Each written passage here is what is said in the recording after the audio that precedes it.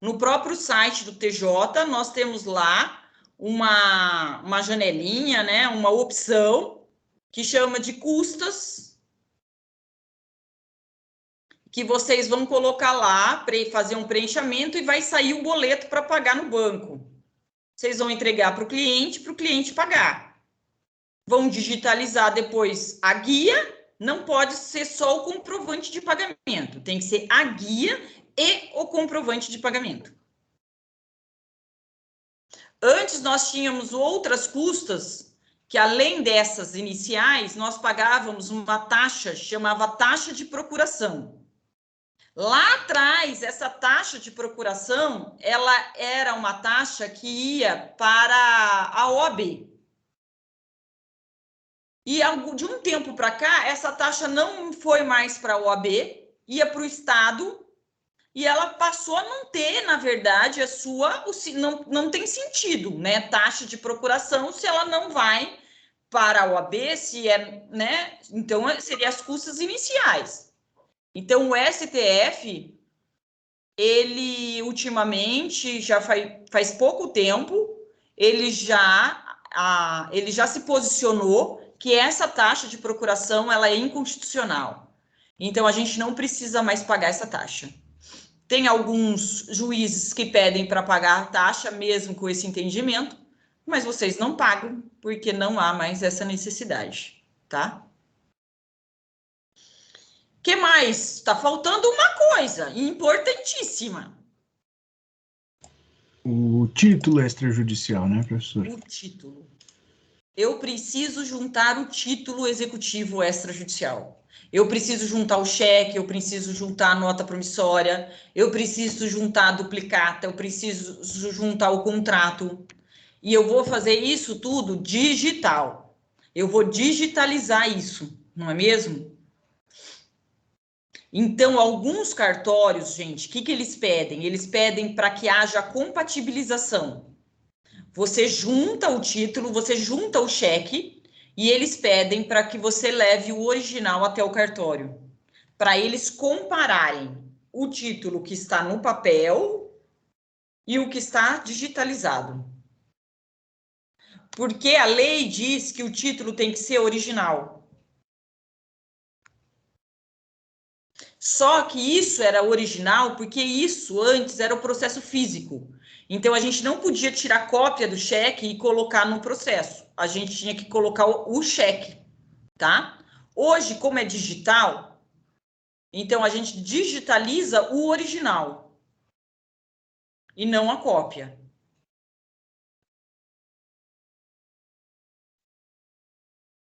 Tá? Que mais? A planilha de cálculo A atualizada. planilha que eu falei, né? A gente coloca a planilha, não pode faltar a planilha. Outra coisa que a gente tem que pagar quando não tem justiça gratuita, a gente tem que pagar a citação do executado, a diligência do correio ou do oficial de justiça.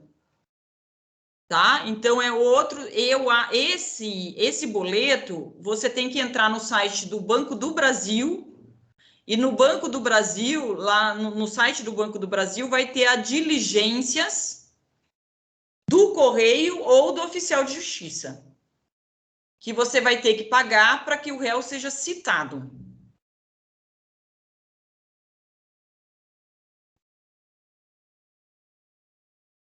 Esse demonstrativo do débito, gente, se você fizer de uma forma... Esses dias, eu vou ter que fazer hoje uma emenda de uma execução, porque eu fiz uma execução provisória, coloquei lá o valor, estava fazendo correndo, coloquei só o valor total. O juiz pediu hoje, já saiu a publicação, emende a petição inicial, especificando taxa de juros, índice da correção monetária, termo inicial e termo final. Tá? Eu quis agilizar, mas ele não gostou, não. Eu quis ser muito sucinta, né? Pague o valor de, ponto. porque era uma execução provisória, mas a execução provisória se faz nos mesmos moldes que uma execução definitiva. Então, eu deveria ter colocado, tá? A gente, às vezes, faz achando que vai passar batido, tá? Na esperança de passar batido. Mas essa tabela, ela é uma tabela que ela tem que ser detalhada. Ela tem que vir mês a mês, tá bom? E que mais que vocês podem fazer que é muito importante na petição inicial? Pedir a penhora em caso de não pagamento. E vocês podem, logo na petição inicial, indicar um bem que você tenha conhecimento do devedor para que seja penhorado.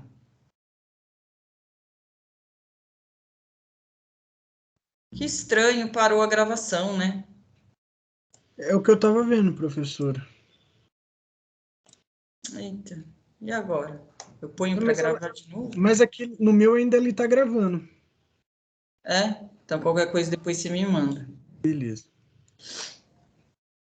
Então, se de repente no contrato, às vezes eu faço um contrato com o Lucas e eu, né, como advogada, vou falar, Lucas, eu quero que você coloque aí um bem como garantia, uma hipoteca.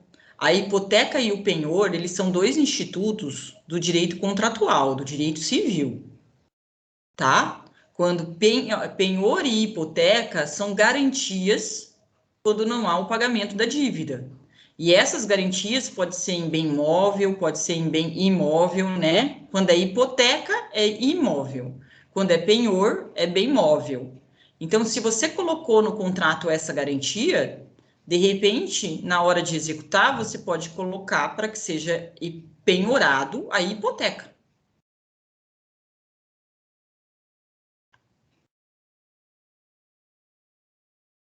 Tá? O artigo 803,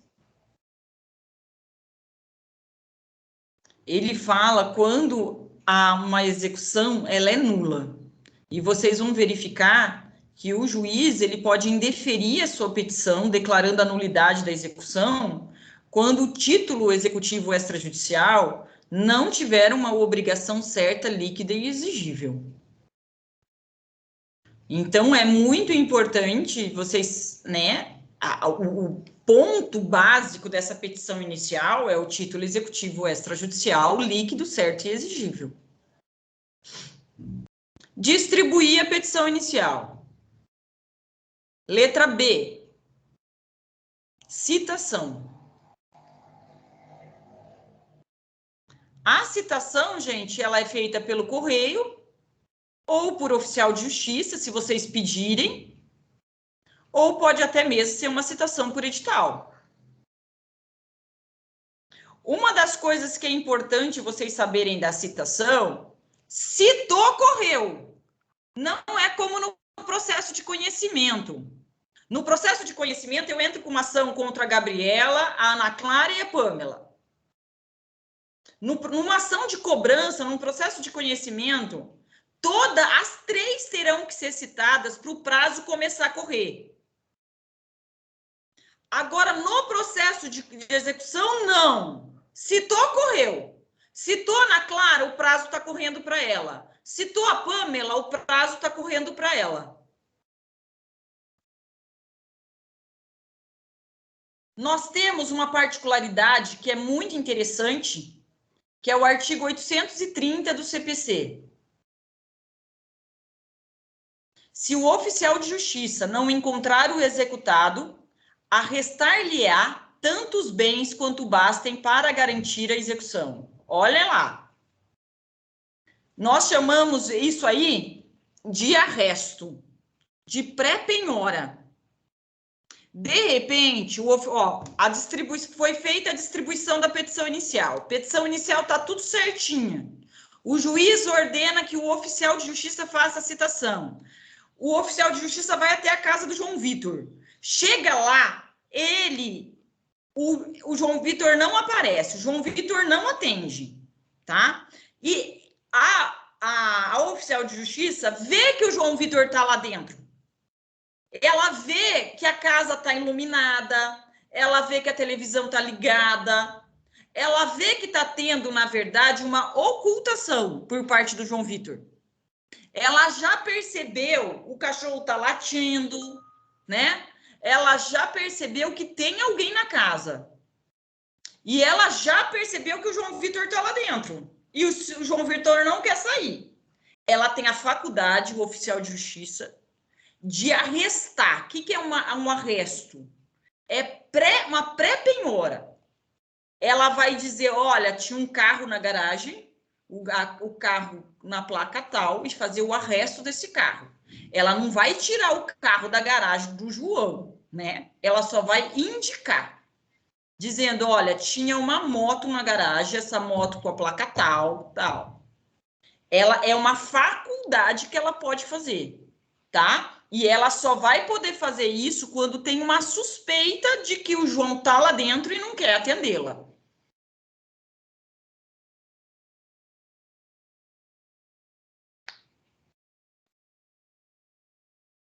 E ela pode fazer, havendo essa suspeita também, ela pode fazer a citação com hora certa, com hora marcada.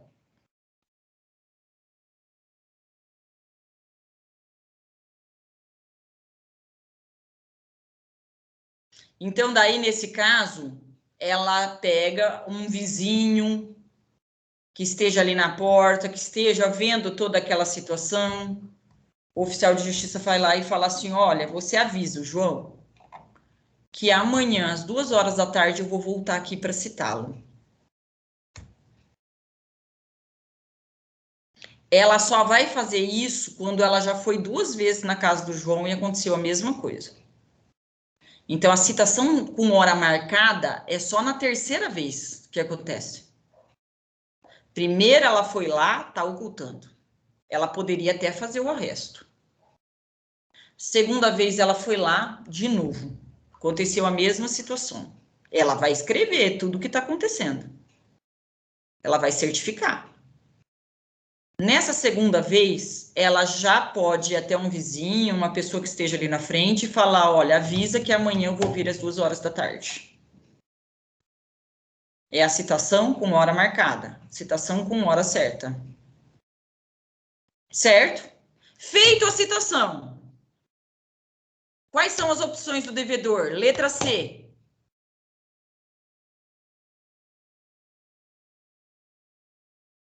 Nós temos várias opções agora. Primeira opção, pagar integralmente. Pagar integralmente a dívida. Johnny, seu áudio está aberto. Tirar tudo do nome, professora? A opção 1? Oi? A opção 1, tirar tudo do nome do devedor? Cuidado com esse áudio. Ó, primeira opção, pagar a dívida integralmente, no prazo de 3 dias.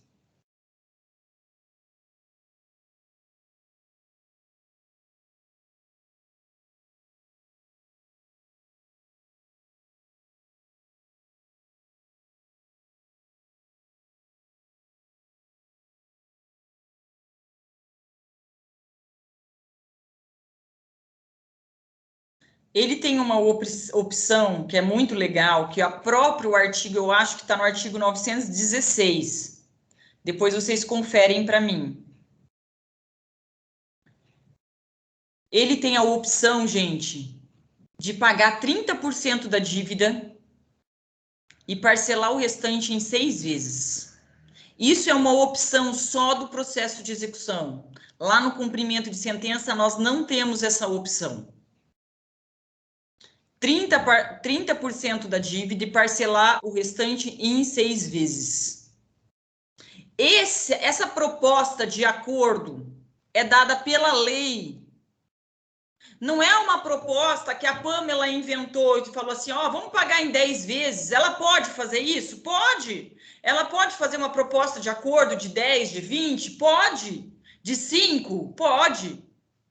Mas ela tem essa opção que a própria lei lhe oferece. A própria lei lhe dá essa opção. tá? De pagar 30% e parcelar o restante em 6. Ah, Lenise, pagou só a primeira e não pagou o restante. A execução vai continuar contra o restante e você não vai ter mais o direito de defesa. Tá? Então, nós temos a opção de pagar integralmente, em 3 dias. A opção de pagar em 15 dias, 30% da dívida e parcelar o restante em 6. Eu tenho uma opção também de fazer uma proposta de acordo, qualquer que seja o acordo.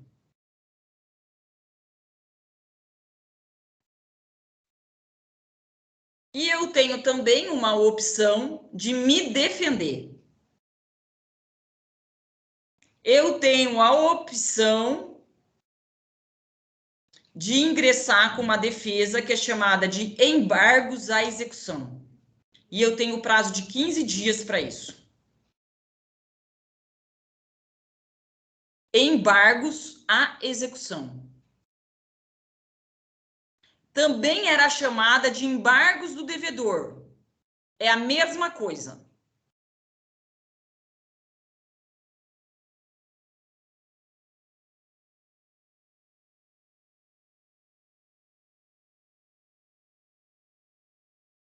Nesse caso, eu tenho um prazo maior, que é o prazo de 15 dias, para me defender.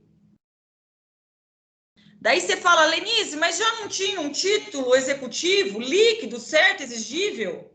Aparentemente, quem tem que pagar é o devedor. Aparentemente, ele não tem nenhuma desculpa para não pagar, né? Só que, gente, pode acontecer sim, de repente, ó, sabe aquele cheque de vocês que voltou? Você não foi lá na empresa pegar de volta. Você tem que ir lá e pegar o cheque de volta para você rasgar, para ele não ser executado. Você deixou lá. E por um engano, vamos imaginar que eu fui numa concessionária para fazer a revisão do meu carro. Cheguei lá na concessionária, deu R$1.000. Eu falei para ela, posso dar em cheque? Ela, pode. Eu dei um cheque. Dei o cheque para a concessionária e fui embora. Ela deposita, o cheque volta. Ela me liga, Lenise, seu cheque voltou. Eu falo, não, pode depositar de novo. Ela deposita, volta novamente. Ela liga para mim, Lenise, o cheque voltou. Eu falei, ó, então eu vou aí e vou pagar em dinheiro. Vou levar o dinheiro e você me devolve o cheque. Fechou. Eu fui lá, paguei em dinheiro, só que eu não peguei o cheque. Ela esqueceu de me dar e eu esqueci de pegar. Por um engano, ela pode executar esse cheque, não pode? Pode. Daí você vai ter o embargo de execução para se defender. De repente, por mais que nós tenhamos um título líquido, certo e exigível, pode ser que você não seja o devedor daquele título. Tá? E nós temos aí várias, vamos colocar assim, motivos de não ter pago. E você, o processo de execução, ele é frio, ele é objetivo, ele é direto. João, me pague, você me deve. A partir do momento que a gente ingressa com embargos à execução, o embargos de execução, ele abre um leque imenso para discutir, para discussão. Por isso que o embargos à execução tem natureza de processo de conhecimento. Porque o processo de execução, ele é fininho, ele é curto, ele é objetivo. Quando você embarga, ele faz isso, ó. Mas espera aí, o juiz vai falar. Você já pagou? Como assim? Você tem como comprovar? Nossa, eu não tenho como comprovar que eu já paguei. Eu vou levar a Pamela na audiência. Eu vou levar a Ana Clara na audiência. Percebem que aquele processo de execução com embargos, ele vira natureza de ação de conhecimento? A discussão se abre. No embargos à execução, nós podemos ter audiência, prova testemunhal, prova pericial. o depoimento do autor, o depoimento do réu. O processo de execução em si, aqui, ó, ele é fino, objetivo e direto. Pague. Se não pagou, seus bens serão penhorados, avaliados e arrematados. A hora que vem o embargos, abre um leque enorme para a gente discutir, para analisar as provas, para verificar por que o pagamento não foi contabilizado. E daí precisa de audiência, e daí precisa de depoimento das partes, e daí precisa se aprofundar nas provas. Os embargos à execução, ó, aquela possibilidade que eu falei de pagar 30% e parcelar o restante em 6, está no artigo 916, sim, tá?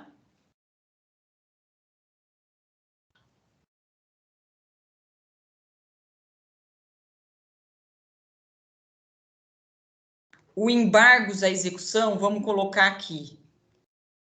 Embargos à execução. Está consagrado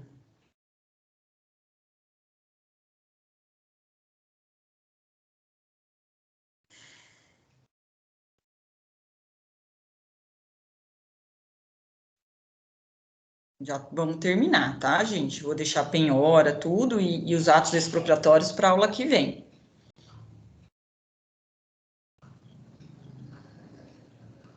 Professora, e nesse caso da cobrança indevida, depois pode pedir danos morais?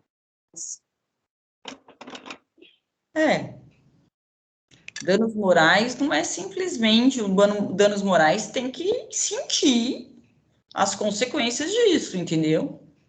Não é simplesmente falar que dá para propor ou não. Danos morais é né, uma coisa que o Lucas pode sentir e o João não. Então, tem que ser analisado caso a caso. Entendi. Não, é justamente isso, porque às vezes acontece, né, de a gente nem saber dessa dívida, às vezes ir comprar numa loja e o nome está restrito, sei lá. Sim, claro. Os embargos à execução estão consagrados nos artigos 914 a 920 do CPC.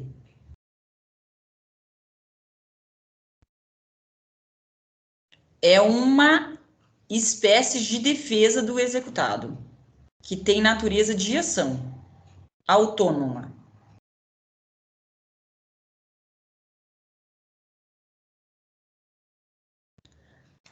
A sua propositura vai gerar, entre aspas aí, tá, gente, um novo processo. A formação de um novo processo.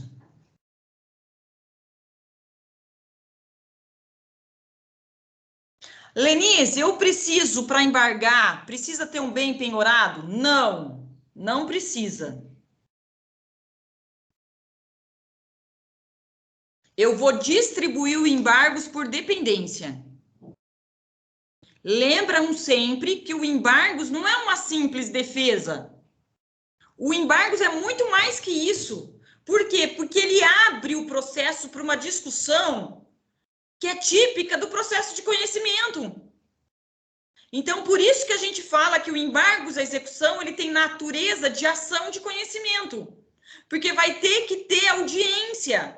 No processo de execução em si, não tem audiência. O processo de execução em si, ele é basicamente isso que eu vou pôr no chat. Ó, petição inicial. Isso é o processo de execução. Ó, citação. Não pagou? Penhora. Avaliação do bem penhorado. Leilão. E pagamento. É isso que é o processo de execução tipicamente. Ó. Tá? Processo de execução é isso. Os embargos, eles abrem aí toda a discussão.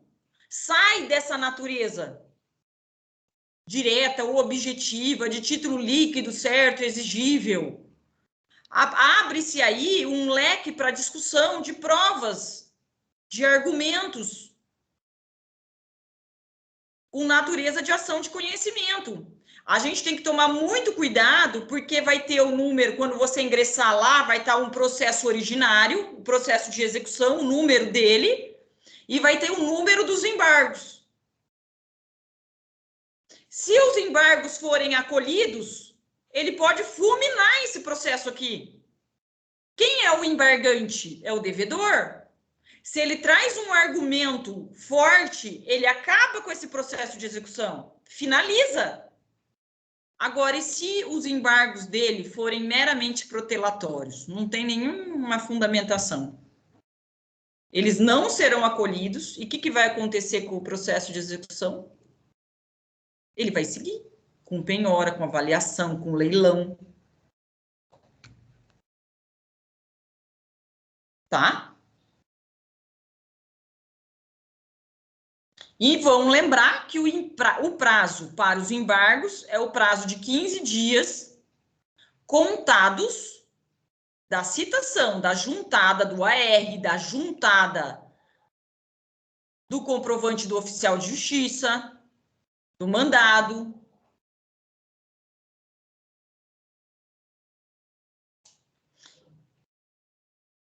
E a gente tem que lembrar que nos embargos não vai ter aquela contagem em dobro, tá?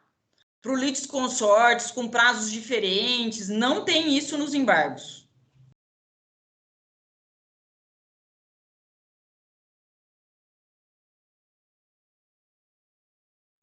Lá nos embargos vai ter impugnação aos embargos, que é como se fosse uma contestação aos embargos.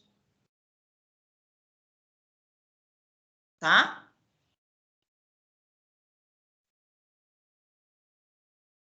Os embargos vai ter valor da causa, porque ele tem natureza de ação. Ele tem natureza de petição inicial. Então, vai ter custas. Aquilo que tinha que ser direto, Pamela, agora, putz, vai virar um processo de conhecimento.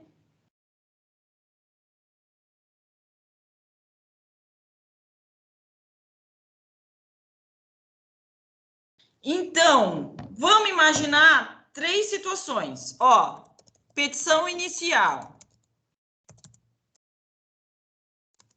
Petição inicial. Citação. Pagou. Processo termina. Processo termina. Certo? Claro, né? Petição inicial. Citação. Parcelou em 6 vezes, né? Mais 30%. Aquela situação. O processo vai ficar suspenso até completar o pagamento. Petição inicial. Fizemos um acordo. Mesma coisa. Citação, acordo, processo suspenso até finalizar o acordo. Petição inicial, não tenho dinheiro para pagar. Citação, não tenho como pagar, não tenho como fazer acordo, não tenho como embargos. Vou fazer o embargos do meu cliente, só para protelar, mas vou fazer. Vou falar sobre a conciliação, vou inventar moda, princípio da menor onerosidade ao devedor. Daí, ó, vai ter todo o processo. Acolhido, embargos acolhido, finalização.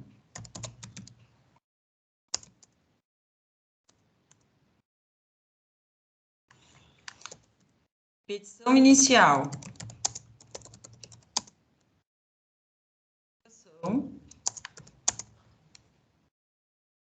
Embargos. A execução.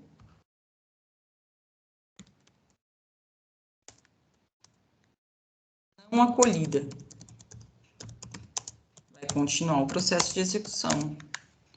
penhora, avaliação, leilão. Tá? Agora, petição inicial. Citação. Não pagou. E nem apresentou embargos. O que acontece? Hora, avaliação e leilão para o pagamento, né? Pagamento. Tá?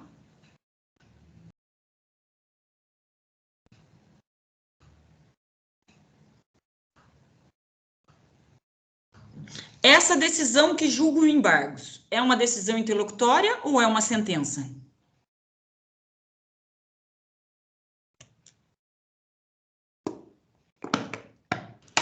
Seria interlocutória, professora?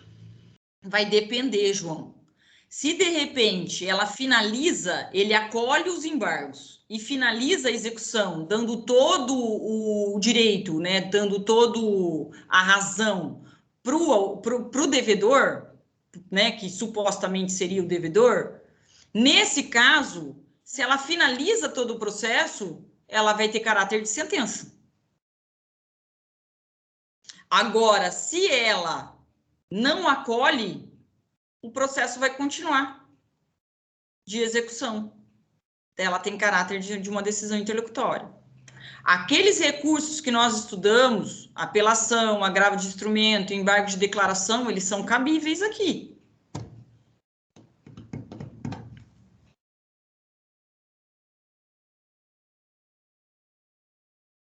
E para a próxima aula, então, a gente, na quarta-feira, eu vou continuar com vocês, né? Eu só quero que vocês coloquem aí que o nosso tema da próxima aula é a penhora, que é o ponto mais marcante do processo de execução. Que ela está consagrada aonde? Vamos ver que os artigos.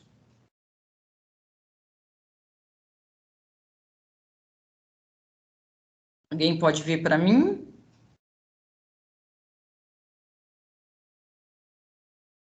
É lá pelo artigo 830.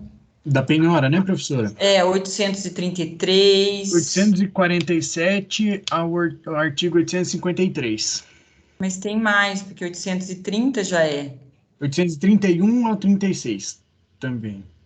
Ótimo. Tá? 831 até, fala para mim, até o 800 e...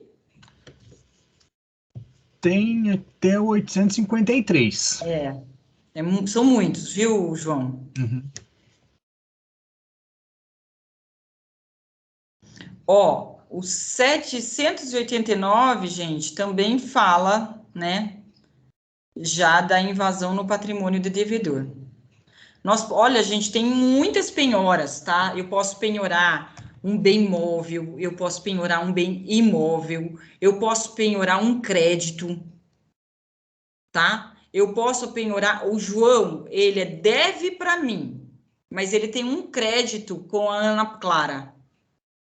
E eu sei desse crédito. Ele tem um processo em que ele é credor. Ele é devedor para mim, mas ele tem um crédito com a Ana Clara.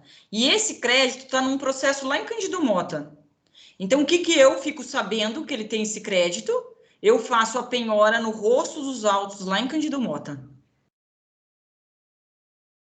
Então, eu posso penhorar crédito, eu posso penhorar crédito que esteja num processo, em outro processo. Eu posso penhorar o faturamento de uma empresa. Lógico que o faturamento da empresa seria excepcional, não é regra, né? Nós temos uma ordem de penhora. O primeiro, que é preferencialmente, é o dinheiro. É a penhora online, através, né, do Banco Central, de um convênio feito entre o Banco Central e o Poder Judiciário. Essa é a mais eficaz, essa é a mais rápida, que é a penhora em dinheiro, tá? Mas depois vai ser carros, depois bens imóveis, e aí vai. E o faturamento de uma empresa, ela é o lucro dessa empresa, né? Aquilo que sobra. Porque tem famílias, né? Tem o princípio da manutenção da empresa.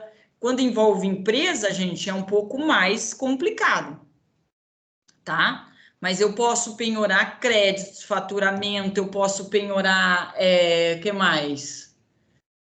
Que eu posso penhorar?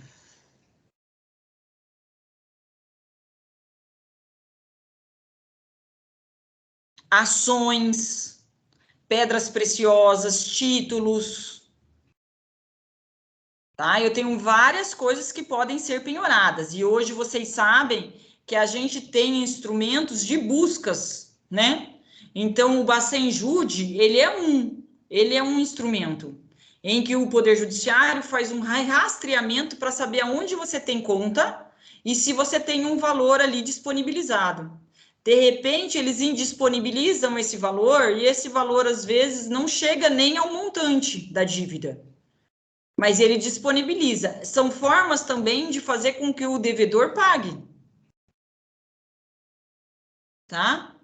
Então, nós temos aí a penhora online como mais eficiente, mas pode penhorar carro, pode penhorar... Ah, Lenise, não pode penhorar geladeira? Ah, de repente eu tenho 5 geladeiras aqui na minha casa, como que não pode penhorar? Né? Hoje nós não temos um rol de bens que são absolutamente impenhoráveis. Cada caso concreto vai ser analisado, vai ser verificado, mas ele não é um rol absoluto, ao contrário, ele é um rol flexível, relativo. Está no artigo 830. Então, vai depender da circunstância. De repente, não pode ser penhorado um fogão, mas eu tenho 3, 4 fogões na minha casa, então vai penhorar. Televisão, a mesma coisa. Ah, Lenise, não tem televisão, não tem bens móveis, só tem bens móveis de extrema necessidade. Não pode penhorar as roupas da pessoa, não pode penhorar o computador, instrumento de trabalho. Eu não estou conseguindo, não tem nada em conta. O que vocês vão fazer? Se não tem patrimônio para ser penhorado, não tem terreno, não tem casa, ela só tem a casa da pessoa. Nesse caso, gente, quando não há aí a possibilidade de penhora, o processo vai ficar arquivado, suspenso por um tempo, depois arquivado por 1 ano. E depois desse 1 ano, você vai ter que movimentar o processo novamente para fazer essas buscas que foram feitas há 1 ano atrás. Daí, se você não impulsionar esse processo depois de 1 ano, começa a prescrever o seu crédito. Começa a contar o prazo prescricional.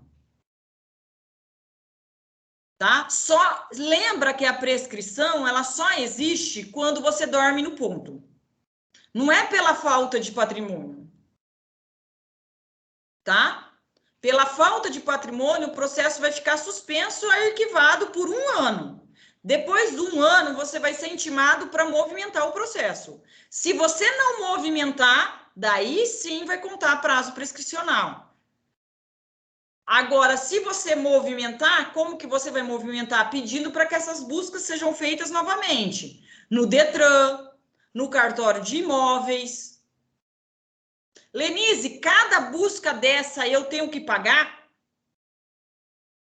Se não for justiça gratuita e se não for assistência judiciária, você tem que pagar? Cada busca dessa. Então, por isso que é muito importante, quando for executar, verificar, será que aquela pessoa tem patrimônio, será que não? Porque o seu cliente, apesar dele ser credor, ele vai ter que gastar com tudo isso.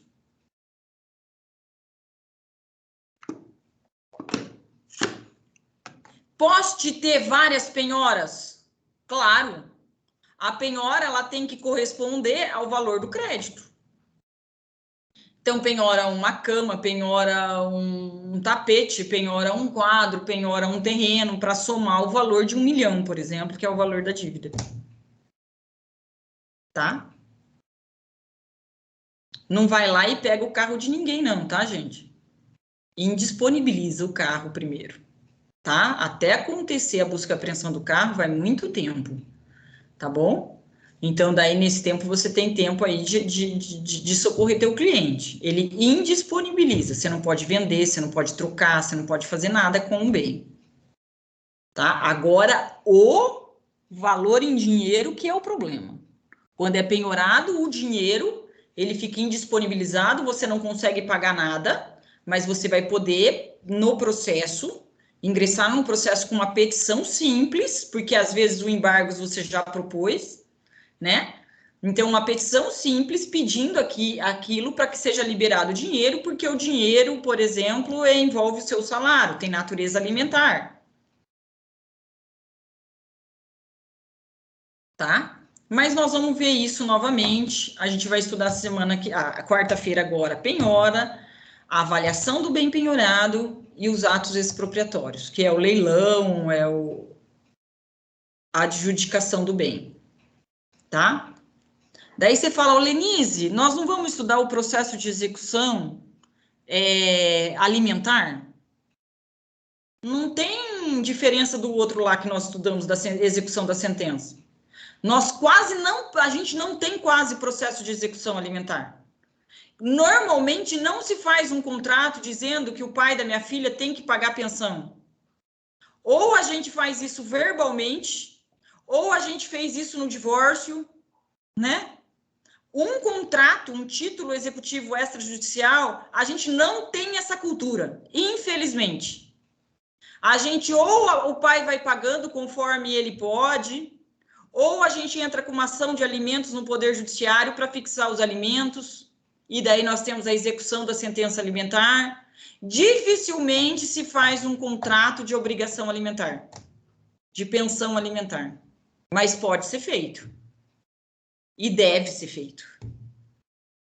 Não tem que ficar só na boca ou entrar no Poder Judiciário para aquilo ter legitimidade. Eu posso fazer um contrato escrito com 2 testemunhas, com partes, assinado, tudo mais. Vai ter prisão, aquela prisão que vocês já conhecem, tá? O que tem de diferente para vocês agora é penhora, avaliação e atos expropriatórios, tá? Que nós vamos acabar agora na quarta-feira, às 7:50, tá bom? Falei, hein, gente? Pelo amor.